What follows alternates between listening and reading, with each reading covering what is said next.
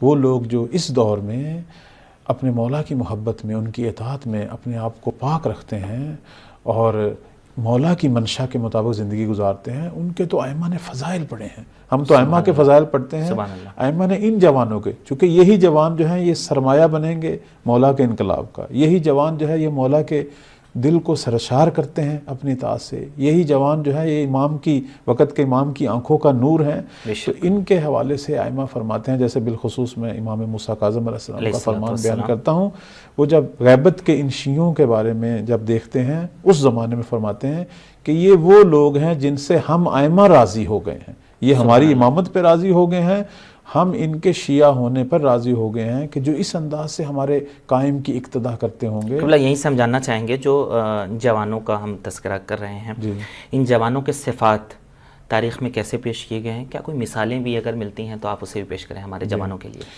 देखें, जो असर ज़ुहूर के जो जवान हैं कि जिन्होंने मौला के ज़ुहूर में उनकी नुसरत करनी है, उनकी तो बेपनाह मिसालें और बेपनाह सिफ़ात ज़िक्र हैं।